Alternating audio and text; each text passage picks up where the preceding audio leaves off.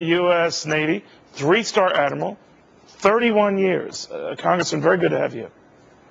Thanks for having me back, Neil. You've heard the concerns expressed by critics, even by those president's persuasion who just don't think doubling down here is the answer. And the money we're committing is the answer, let alone how we're going to raise that money. What say you? Look, I think the speech tonight was very important. It made very clear, in my mind, that the primary objective is not Afghanistan.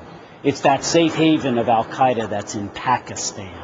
And that the sole reason that we need troops in Afghanistan is in order to ensure that we have the ability to leave conditions behind where al-Qaeda may not come back. Do I believe this war should be funded within the budget? Absolutely. I think we should have done that to the Iraq war after 2 years of that conflict. You know, we used to have in the defense budget that came over for Iraq anti-submarine hunting helicopters. I never knew that Iraq had submarines. In short, the only way to do this is to bring into the budget so we set our priorities of how to pay for this war. All right, but to that point then, Congressman, you don't mind, there has been this talk about whether it's $30 billion or $40 billion, however this is going to cost, that maybe a war tax is in order, and that largely the wealthy pay for it. How do you feel about that? I don't think that's the right approach. Then what is? Then what is? The wealthy pay for it. Well, you could go about it by different means. You know, Neil, that there's $79 billion in tax loopholes given every year to fossil fuel energy companies that can keep their profits overseas and bring them home when they desire. But you would rather do that kind of I know what you're saying. You would rather do that kind of stuff than imposing a war tax per se.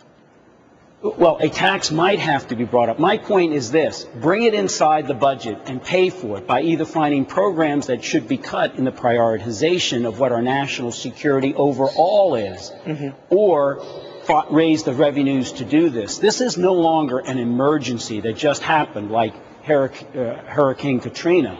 This is a conflict that is going to go on, at least in my estimation, 3 to 5 years. 3 to 5 years? We should. Yes. So let me ask you, when the president talks about being largely out of there in 3 years, wishful thinking? 3 to 5 years. He did say in his speech that he would take into account conditions on the ground. But you're right.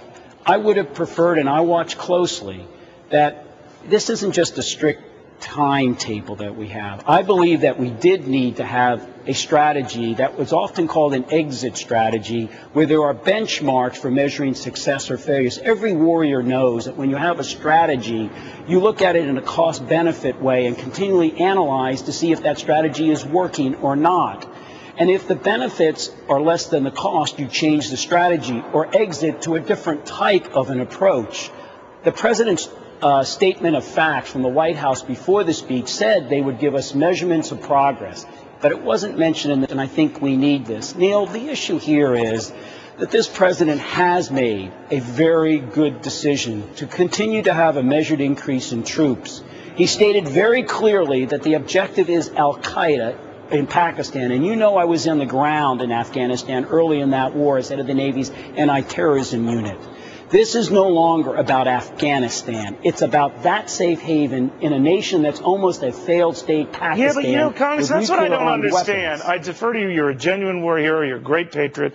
But, you know, I'm just looking at this stuff, and I see how these al-Qaeda guys planned, for example, 9/11, right? They did much of it in a hotel room in Germany. And I'm wondering whether you really need a safe haven per se, or whether you could put this together at a Holiday Inn Express, not to be crash in any country. And we're going to an enormous expense in a country that is not too far from being nomadic, and committing these billions of dollars to what end? If the idea is to drive al-Qaeda out and the Taliban to the greater point, to a minimal role, if any, well, even Dan Rather was saying, in this age of electronic pockets, in this internet age, all over the world, they're like cockroaches. They'll pop up elsewhere. So have we thought about that? Have we reasoned and studied that. It appears, and I've said this in the prior administration of this one, that we haven't.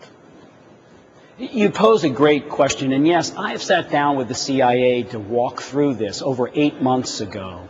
The issue is this. What we have is the leadership of al-Qaeda there. And what we have there is a very inhospitable terrain where they're welcomed by the radicalized Taliban. There are 25,000 of them that are in Pakistan. The key is this. When I went on the ground there early in the war, I met with General Hayden, head of the National Security Agency at the time. He said to me in a briefing I needed from him before I went in, he said, Joe, General Franks, head of the Army, as you remember, Neil, at the time, keeps saying that give me some actionable intelligence. General Hayden said, look, if you give me some action, I'll give you some intelligence. The issue is that we know a safe haven should send chills up our spine because that means they can communicate at a time and a means of their choosing. If we don't have some boots on the ground to make them move, to set them off style, the leadership of Al-Qaeda, maybe you're right, Congressman, and I'm no military expert, but you don't need a safe haven. You need us to a room at a day's inn with a couple of guys around a table coming up with the most wacky ideas, including about 8 years ago, boarding some planes with box cutters and ramming them into buildings. It sounded foolish, silly, even stupid at the time, but it worked, didn't it? And it was planned not in some back chamber in some, hut in Afghanistan. A lot of it was done disparately throughout the world. My only point is not to lecture on this subject, but to get a sense about how deep we're getting into something, not only whose costs we don't know, but whose outcome we can't fathom. But no, I disagree. That even with that operation of 9/11, that although it was executed in other means, the head orders, the approval, the strategic approach to it came from the head in Afghanistan. That is where it is. Does that mean someone can't be a copycat somewhere? No. But that is where the epicenter is, as the President used that phrase tonight. And I believe strongly, again, Neil, what we're sometimes missing in this is Pakistan. If that nation goes under, there's 2,000 scientists in their nuclear weapons programs that are trained in the most radical of universities that have access not to the weaponry, but to the radiological material and to the knowledge that al-Qaeda's leadership left there. That is truly the epicenter. And so that's why I feel the President needs to provide benchmarks to see if this strategy he's proposing, which I think is correct, is one of success or failure by measuring progress. And that is the only part that I think we still need to hear. Gotcha. Congressman, always a pleasure, sir. Thank you very much. Thanks for having me, Neil.